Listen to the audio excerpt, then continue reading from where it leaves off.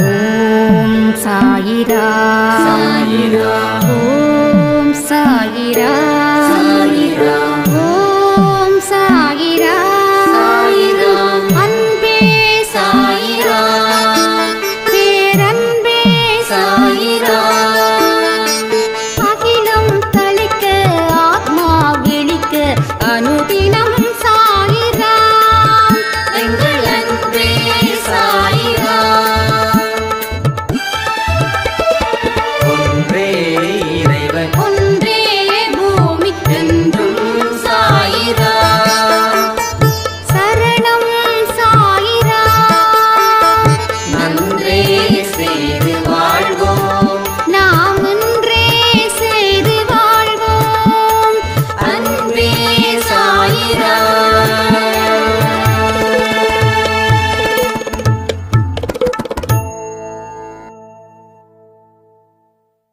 சாய்ராம். என் உயிரின் உயிரானவர்களே, ஒரு சாய்ராமுடைய ஒரு ஃபீலிங் நிச்சயமா அது நீங்க தெரிஞ்சுக்கணும். தெரிஞ்சுக்கும் போது உங்களுக்கு இன்னும் அவர் மேல நம்பிக்கை ஏற்படும். கிட்டத்தட்ட 10 வருஷமா சாய்ப்பா வணங்கியிருக்காங்க. அவரை ஒரு தெய்வமாக பார்த்து ஒவ்வொரு வியாழக்கிழமை தோறும் தான் கோயிலுக்கு போவாங்க. பட் பெருசாக ஒன்றும் ஒரு மாற்றம் ஏற்படலை. இன்னைக்கு மதியம் 12 மணி பதிவை கேட்டிருக்காங்க. அதில் நிறைய விஷயங்கள் எனக்கு சாய்ப்பா என் மனசில் சொல்ல வந்தார். அந்த பதிவில் நான் உனக்கு தாயா தந்தையா குருவா நண்பனா இருக்கிறேன், அந்த கண்ணோட்டத்தோட என்ன பாரு அப்படின்றது போல ஒரு எண்ணம். உங்கள் ஆடியோவை கேட்க கேட்க அந்த மாதிரி ஒரு தாட் எனக்குள்ளே வந்தது. அதுக்கப்புறம் இந்த ஆடியோவை நிறுத்தி வச்சுட்டு சரி என்னமோ சொல்ல வராரு, என்னதான் சொல்கிறாரு முழுசாக கேட்கலாம் அப்படின்னு பார்க்கும்போது உன்னுடைய எந்த ஒரு பிரச்சனையையும் என்னால் தீர்க்க முடியும். என்ன நீ ஒரு கடவுளா பார்க்கறத நிறுத்து. பெத்த தாய்க்கு எப்படி தான் பிள்ளை நல்லா இருக்கணும்னு நினைச்சு ஏங்கி வாழ்றாங்களோ அது போலதான் எனக்கு நீயும். அதனால வரக்கூடிய வார்த்தைகளை கவனமா கேளு. அது உன் வாழ்க்கையில பேரானந்த நிலையை ஏற்படுத்தியே தீரும். இங்க எதுவும் நீயா தேடல. உன் கண்ணில் எல்லாம் படுவது போல செய்ய வேண்டியது என்னுடைய வேலை. எவையெல்லாம் உன்னோட கண்ணில் நல்லதா படுதோ அது எல்லாமே நான் கொடுத்ததா நினச்சிக்கோ அப்படின்னு எனக்கு இந்த விஷயத்தை உணர்த்தினாரு. அதுக்கப்புறம் அந்த பதிவை நான் கேட்டேன். பதிவை கேட்க கேட்க எனக்கு அவ்வளவு ஆனந்தமான ஒரு சூழ்நிலை உருவாச்சு. கண்டிப்பா அடுத்த 6 மாசத்துக்குள்ள என்னுடைய பிரச்சனைகளை பார்த்து நான் கவலைப்பட போவதோ இல்லை பயப்படுவதோ இல்லை. உணர்வு ரீதியா நான் தயாராகிட்டேன். ஒரு பலத்தை அடிப்படையா வச்சு நம்ம சாயப்பா என்ன உருவாக்க போறாருன்னு என்னுடைய வாழ்க்கையை அவரோட கையில் நான் கொடுத்துட்டேன் அப்படின்னு. ஒரு விஷயத்தை புரிஞ்சுக்கோங்க, தெய்வம் மாதிரி கடவுளை அவரை பார்த்தோம் அப்படின்னா நம்ம நடிக்க ஆரம்பிச்சிடுவோம். ஆனால் நம்மளுடைய அப்பாவா அம்மாவா பார்க்கும்போது நடிக்க ஆரம்பிக்க மாட்டோம். அவருடைய மனசை காயப்படுத்தக்கூடாதுன்ற ஒரு மனநிலையில் நாம் இருப்போம். அது உங்களுக்கு பாவங்கள் செய்வதை வழிவகுக்காது, புண்ணியம் செய்வதற்கு உண்டான ஒரு வழியை அது ஏற்படுத்தும். அந்த புண்ணியம் உங்களுடைய கர்மாக்களை தீர்க்கும். தீர்க்கப்பட்ட கர்மா வாழ்க்கையை உயர்த்துவதற்காக அது பயன்படும். இவ்வளோதான். அப்போ எத்தனை பேருக்கு சாயப்பா இந்த மாதிரி மனசுல பதிய வச்சாருன்னு எனக்கு தெரியல. ஆனா வெகு சிலருக்கு தான் பதிய வச்சிருக்காரு. ஏன் தெரியுமா? நீ இந்த ஜென்மத்துல மட்டும் இல்ல, போன ஜென்மத்துல, அதுக்கு முந்தின ஜென்மத்துல ஏதோ ஒரு இடத்துல புண்ணியம் செஞ்சதால அந்த விஷயம் நடந்தது. ஸோ புண்ணியம் செய்கிறவங்களுக்கு தாங்க எல்லாமே. பாவத்தை செய்கிறவனுக்கு எந்த நல்லதையும் கடவுள் காட்டாது. ஏன்னா பாவத்தை செய்யறதையே தொழிலா இருக்கிறவனுக்கு எந்த ஒரு விஷயத்தை காட்டும். 2 நாளைக்கு முன்னாடி சென்னையில் ஒரு பீகாரி, அவர், அவங்க மனைவி, அவங்க குழந்தை, இந்த 3 பேரை கொன்று இருக்காங்க. அப்போது அந்த 3 பேரை கொன்னவனுக்கு கடவுள் நல்ல வழி காட்டுமா? காட்டாது. ஏன்னா பாவம் செய்யறதே அவன் தொழிலாக வச்சிருக்கான். ஸோ நிச்சயமாக அவனுக்கு அடுத்த ஜென்மத்தில் இல்லை இந்த ஜென்மத்தில் ஒரு பெரிய வழி டெஃபினட்டாக வரும். அதை தீர்க்க முடியாது. எந்த மனுஷனோட வழியை சந்தோஷமாக வழியை கொடுத்தாங்களோ அதை விட மோசமான வழியை அந்த கொலை செஞ்சாங்க இல்லையா, அவங்களுக்கு நடக்கும். அப்போ நல்லவங்களுக்கு பார்க்குற பார்வையில் கூட நல்ல மனிதர்களை கடவுள் காட்டுவார். ஆனால் ஒரே விஷயம் என்ன தெரியுமா? அதுதான் இங்கே ரொம்ப கஷ்டமான ஒரு விஷயமா இருக்குது. உங்களுக்கு நல்ல நல்ல விஷயத்தை கடவுள் காட்டுறாரு, ஆனால் அதுக்கு நேரத்தை ஒதுக்க முடியாதவர்கள் போல நீங்கள் இருக்கீங்க. இதுதான் கடவுளுக்கு பெரிய வருத்தம்.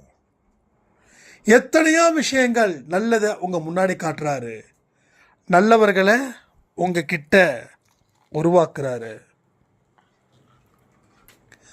ஆனால் நீங்கள் அவங்களுக்கு எந்த காரணத்தை கொண்டும் ஒரு சல்யூட் கூட கொடுக்கல. யாராவது ஏதாவது ஒரு சில வார்த்தைகளை சொல்லி உங்கள் வாழ்க்கைக்கு நல்லது அப்படின்னு சொன்னால் கூட அந்த வார்த்தைகளை கூட ஏற்றுக்கொள்ள முடியவில்லை. அதுதான் இங்கே இருக்கக்கூடிய தர்ம சங்கடம். இந்த தர்ம சங்கடத்தை நீங்கள் யாருக்கு கொடுக்குறீங்கன்னா சாயப்பாவுக்கு சிறப்பாக கொடுக்குறீங்க.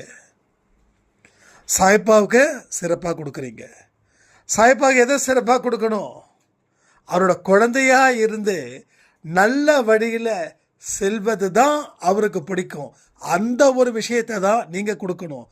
ஆனால் நீங்கள் மிகப்பெரிய ஒரு தர்ம சங்கடத்தை நீங்கள் தொடர்ந்து தொடர்ந்து தொடர்ந்து நீங்கள் கொடுத்துக்கிட்டே இருந்தீங்கன்னா உங்கள் வாழ்க்கையில் என்ன நடக்குன்றதை கொஞ்சம் யோசிச்சு பாருங்க. அப்போ கர்மாக்கள் உங்களை சூழ்ந்து இருக்குது. கர்மாக்கள் வாயை திறந்து இருக்குது. முதலையோட பசி தெரியுமா உங்களுக்கு? அந்த முதலையோட பசிக்கு இரையாகாம இருக்கிறது தான் நமக்கு நல்லது. இல்லைன்னா முதலை தானே, அது என்னை ஒன்றும் செய்யாது, அதுக்கெல்லாம் நான் இரையாக மாட்டேன் அப்படின்னு நீங்கள் சொன்னீங்கன்னா நீங்கள் அலட்சியப்படுத்தி நீங்களே அந்த இரையாயிடுவீங்க அந்த முதலைக்கு. ஸோ அந்த முதலை தான் இந்த கர்மா. கர்மாவை சாதாரணமாக நினைச்சிட வேண்டாம். கர்மா மோசமானது, பலகமானது. நீங்கள் எவ்வளவு தான் பெரிய ஒரு பலசாலியாக இருந்தாலும் அது உங்களை அழிச்சிடுன்றதை மட்டும் எப்பையும் எங்கேயும் மறக்காதீங்க. ஏன்னா அவ்வளவு பெரிய ஆளுமை மிக்கது தான் கர்மா. அப்போ அந்த கர்மாவை நாம் தகர்த்தெறியணுன்ற லட்சியம் உங்களுக்குள்ள வேணும். அதுக்கு ஒரே ஒரு விஷயந்தான், பாவங்கள் எந்த காரணத்தை கொண்டும் செய்யக்கூடாது. பாவங்களை பார்க்கவும் கூடாது, கேட்கவும் கூடாது, செய்யவும் கூடாது. நம்ம மனசு எல்லாத்துக்குமே ஆசைப்படும், எல்லாத்துக்கும் ஆசைப்படும். ஆசைப்படுறது எல்லாம் அடுத்தது நடத்தணும்னு நினைக்கும். அப்போ நடத்தும் போது குற்றம் பெரிய அளவில் பெருகும். இதுதான் நடக்குது. ஸோ யாரும் பிறக்கும் போதே மோசமானவன் இல்லை. வளரக்கூடிய சூழ்நிலையில் அவன் தன்னை அனுமதிக்கிறான் எல்லாத்துக்கும். பார்க்கறதுல என்ன தப்பு, கேட்கறதுல என்ன தப்பு, செஞ்சாதானே தப்பு அப்படின்னு. எதை நீங்கள் பார்க்குறீங்களோ, எதை நீங்கள் கேட்குறீங்களோ அளவுக்கு அதிகமாக சொல்கிறேன், அதை ஒரு நாள் இல்லை ஒரு நாள் நீங்கள் செஞ்சே தீருவீங்க. இது நடந்தே தீரும். உங்களுக்கு உதாரணத்துக்கு ஒன்று சொல்கிறேன். உங்கள் வாழ்க்கையில் நீங்கள் பல அனுபவத்தை தாண்டி தான் இங்கே வந்திருப்பீங்க. அந்த அனுபவத்தை இதுக்கு மேட்ச் பண்ணுங்க. ஸோ டெஃபினட்டாக உங்களுக்கு அந்த விஷயம் நல்லாவே புரியும். அப்போ அன்னைக்கு கேட்டது, அன்னைக்கு பார்த்தது, அதை தொடர்ந்து கேட்டுக்கிட்டும் பார்த்துக்கிட்டும் இருக்கிறவங்க ஒரு நாள் அந்த தவறை செய்யறதுல துணிகிறாங்க. அதுக்கு உண்டான தண்டனை என்ன ஆனாலும் பரவாயில்லன்னு சொல்லி துணிகிறாங்க. இதனால தான் குற்றங்களும் பெருகுது. ஸோ அந்த மாதிரியான மனிதர்களை நாம் மாட்டிக்க கூடாதுல்ல. ஸோ அதனால தான் சொல்கிறேன், எந்த மோசமான விஷயத்தையும் பார்க்கவும் வேண்டாம், கேட்கவும் வேண்டாம். பார்த்தாலே பாவம்னு பைபிளில் சொல்லியிருக்கு. பார்த்தாலே பாவம். கண்ணு பார்க்குதா, கண்ணை பிடுங்கி போடுன்றாங்க. அப்போ பார்த்தாவே பாவம்னா யோசிச்சு பாருங்க. அப்போது அந்த அளவுக்கு நம்மளால் அக்யூரேட்டாக இருக்க முடியாது. ஆனால் முடிஞ்ச அளவுக்கு அக்யூரேட்டாக நம்ம இருந்தால் நம்ம வாழ்க்கையோட பிற்பகுதின்றது இன்னும் சூப்பராக செமையாக இருக்கும்ல. அதுக்கு தானே நம்ம இவ்வளோ தூரம் பேசிகிட்டு இருக்கோம். அப்போ ஒரு கணமும் உங்கள் வாழ்க்கையில் பேரானந்த நிலையை உருவாக்கணும்னா அதற்கு நீங்கள் பல இடத்துலையும் அதற்கு தகுந்த மாதிரியான சூழ்நிலைகள் நீங்கள் உருவாக்க வேண்டும். உருவாக்க தான் உங்கள் வாழ்க்கை நிச்சயமாக வெற்றி நடை போடும். அதை நீங்கள் புரிஞ்சுக்கோங்க. புரிய தான் வாழ்க்கையில் பலமான ஒரு எதிர்காலம் உங்களுக்கு காத்துக்கிட்டு இருக்கிறத மறக்காதீங்க. அதனால் கர்மாவை தயவு செய்து என்னமோ ஒரு 3 எழுத்து தானே, என்ன பெருசாக பண்ணிட போகுது, தயவு செய்து நினைக்காதீங்க. இன்னைக்கு விடக்கூடிய ஒவ்வொரு கண்ணீருக்கும் இந்த கர்மான்ற ஒரு விஷயந்தான் இங்கே நடக்குது. கர்மயோகம் அது செயல் புரிவதில் இருக்கக்கூடியது தான் காட்டும். அது எப்படிப்பட்ட செயல் புரியணும், எப்படிப்பட்ட செயல் புரிந்தா உன் வாழ்க்கையில் இந்த ஜென்மம் மட்டும் இல்லை, வரக்கூடிய அத்தனை ஜென்மத்திலையும் நீ வாழ முடியும் அப்படின்றதுலாம். நம்ம என்ன பண்ணுறோம், நிறைய புஸ்தகத்தை படிக்கிறது கிடையாதுங்க, நிறைய அனுபவத்தை கற்றுக்கிறது கிடையாது. ஆனால் ஒன்று மட்டும் புரிஞ்சுக்கிறோம், வாழ்க்கையில் ஜெயிக்கணும். இது எல்லா மக்களுக்கும் தோணுது. வாழ்க்கையில் ஜெயிக்கணும். எப்படி ஜெயிப்ப தெரியாது, எதை வச்சு ஜெயிப்ப தெரியாது, எது செஞ்சால் ஜெயிப்ப தெரியாது, கடவுளோட துணை வேணுமா தெரியாது, உன் பலம் என்ன தெரியாது, கடவுளோட பலத்தை தெரிஞ்சுக்க விருப்பமா தெரியாது, தெரிஞ்சுக்க விருப்பம் இல்லை. ஆனால் ஜெயிக்கணும். எல்லா மனுஷனுக்கிட்டையும் இது இருக்குது, ஜெயிக்கணும். ஆனால் பட் எப்படி ஜெயிக்கணும், எந்த வழியில் ஜெயிக்கணும் எதுவும் தெரியாது. தெரிஞ்சுக்க வேண்டிய அவசியம் கிடையாதுன்னு சொல்லி கூலா போகிறாங்க. ஆனால் எங்கேயோ ஒரு இடத்துல மாட்டி முழிக்கிறாங்க. முழிச்சதுக்கு அப்புறம் கூட அவங்களுக்கு சரியான ஒரு வழிகாட்டுதலை அவங்க தேடலை. ரெண்டாவது, அவங்க தேவைப்படவும் இல்லை. ஒரு பிரச்சனையில் இருந்து இன்னொரு பிரச்சனைக்கு அந்த மாறக்கூடிய நேரத்தில் ரிலாக்ஸ் பண்ணுறாங்க. அப்போ இன்னொரு ப்ராப்ளத்தை நீ ஃபேஸ் பண்ணும்போது உனக்கு அது கஷ்டம் இல்லையானா கஷ்டம்தான், இருந்தால் இருந்துட்டு போகுது, என்ன இப்போ. ஸோ எதுவுமே நிரந்தரமான தீர்வுகளை நோக்கி இங்கே போகலை.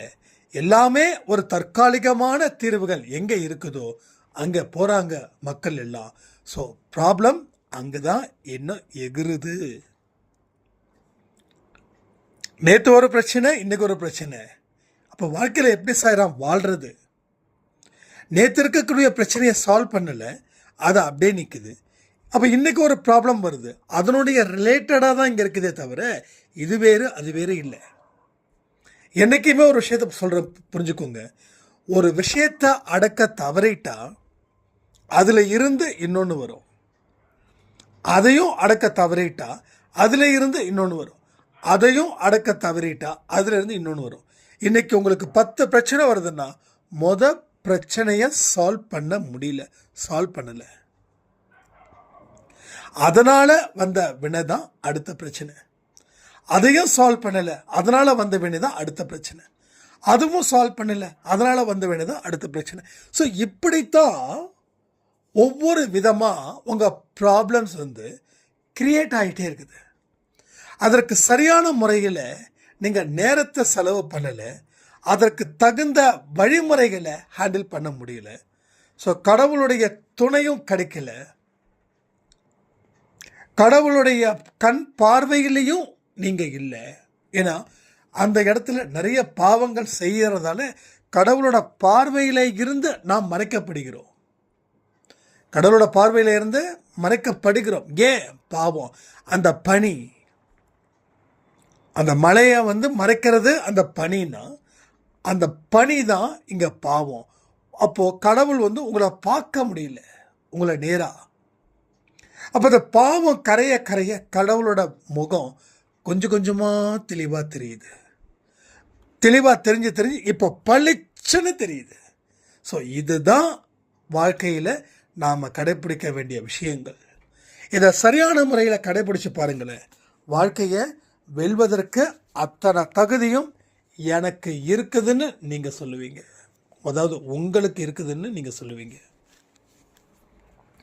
ஸோ ஜஸ்ட்டு உங்களோட ஐடென்டிஃபிகேஷன் எதுவாக இருந்தாலும் சரி, அதை மட்டும் தொலைச்சிடக்கூடாது.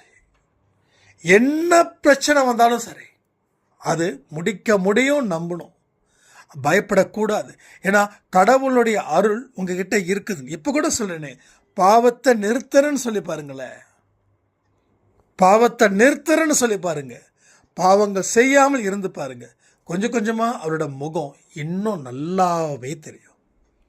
10 வருஷமா கடவுள் என்னை காப்பாற்றல, ஆனால் இப்போ காப்பாற்றுறாருன்னா 10 வருஷமா நீ தவறுகளை செஞ்ச, இப்போ அந்த தவறுகளை செய்யல, அதனால கடவுள் காப்பாற்றுறாரு.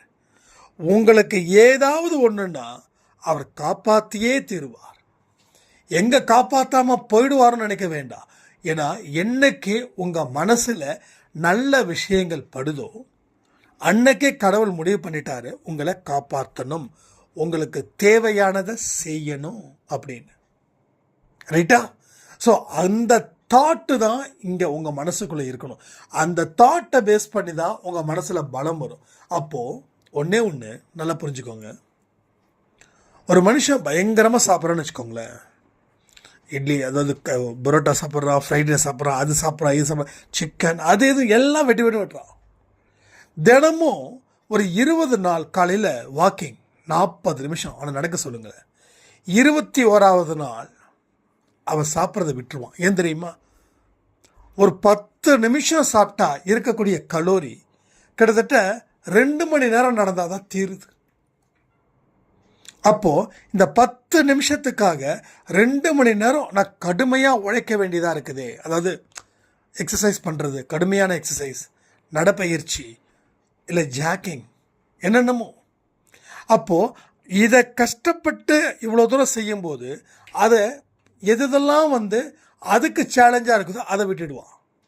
அதே போல தான் இங்கேயும் உங்கள் வாழ்க்கையில் ஒரே ஒரு விஷயம், ஒரே ஒரு புரிதல், நீங்கள் கஷ்டப்படுங்க, பாவத்தை செய்யாதீங்க, உழைப்பில் முன்னேறுங்க, உங்கள் கவனத்தை செயலில் வைங்க, யார் என்ன சொன்னாலும் சரி காது கொடுத்து கேட்காதீங்க. இதை தொடர்ந்து செஞ்சு பாருங்க, ஒரு இடத்துல சட்டுன்னு ஒரு மாற்றம், அந்த மாற்றம் உங்கள் வாழ்க்கையில் நிலையான மாற்றமாக மாறி பேரானந்த பெருநிலையை உங்களுக்கு கொடுக்கும். அந்த காலத்தில் கடவுளை அடைவதற்கு முனிவர்கள் பல வருஷங்கள் தவம் பண்ணாங்க. ஆனால் இப்போது அந்த மாதிரிலாம் தேவையே இல்லை. உனக்கு கொடுக்கக்கூடிய வயது 100 வயது. ஃபஸ்ட்டு 20 வருஷம் இளமை பருவம் அது ஓடிட்டோம். அடுத்த 20ல் இருந்து கொஞ்சம் கொஞ்சமாக நீ மாறி மாறி மாறி மாறி 60-70க்குள்ளேயே ஒரு நல்ல நிலையை நீ அடையலாம். கடவுளை உன் கண்ணுக்கு முன்னாடி வந்து நிறுத்தலாம், நிறுத்தி அவரிடம் பேசலாம், பிடிவாதமாக இருக்கலாம். நிஜமாக சொல்கிறேன், பிடிவாதமாக இருந்தீங்கன்னா எல்லாமே நடக்கும். சிதம்பரம் கோயிலில் வள்ளலார் குழந்தையாக இருக்கும்போது அந்த தெய்வத்தை பார்த்து சிரித்தாங்க. அங்கே ஒரு டேர்னிங் பாயிண்ட். எப்படி அவரால் சிரிக்க முடிஞ்சது? தெய்வத்தை பார்த்து பேசுகிறாங்க. எப்படி பேச முடிஞ்சது? ஸோ எல்லா தெய்வங்களும் நீங்கள் கூப்பிடுற இடத்துல இருந்தால் டெஃபினட்டாக அந்த தெய்வங்கள் உங்களை நோக்கி வந்தே தீரும். ஆனால் அந்த மாதிரியான மனநிலையில் நீங்கள் இருக்கணும். அதற்கு உண்டான பயிற்சி, அதற்கு உண்டான வாழ்க்கை முறை, இது எல்லாமே செஞ்சாதான். அதாவது ஐம்புலன்களை அடக்காமல் கடவுளை தேட முடியாது. ஐம்புலன்களை அடக்கு, கடவுளை தேடு. நீ தேடுறதுக்கு முன்னாடியே முன்னாடி வந்து நிற்பார். அதுதான் கடவுள். ஸோ அந்த நிலைக்கே தான் நம்ம போகணும் அப்படின்னு நினச்சி இது பண்ணுங்க. நம்ம அப்துல் கலாம் சொல்கிறது போல் என்ன சொல்லியிருக்காங்க, உன்னோட இலக்கை பெரிய அளவில் வச்சுக்கோ, அப்போ தான் சிறிய அளவில் வெற்றி பெற முடியும். அருமையான வார்த்தை இது, அருமையான வார்த்தை. அப்போ அந்த நிலையில் நாம் வைக்க ஆரம்பிச்சிட்டோம் அப்படின்னா நமக்கு கிடைக்க வேண்டிய விஷயங்கள் எல்லாமே ஈஸியாக எளிதில் கிடைச்சிடும். அதுக்கப்புறம் வாழக்கூடிய வாழ்க்கையில் நல்ல அற்புதமான அழகான வாழ்க்கையை நாம் வாழ்ந்து சாதிக்க முடியும். அதனால் எதையுமே 1க்கு 10 தடவை யோசிங்க, வாழ்க்கையை செயல்படுத்துங்க. நீங்களும் உங்கள் குடும்பமும் என்னைக்கும் எப்பையும் ஆரோக்கியமாக ஆனந்தமாக இருக்குன்னு சொல்லி இந்த பதிவை நான் முடிக்கிறேன். ஜெய் சாய்ராம்.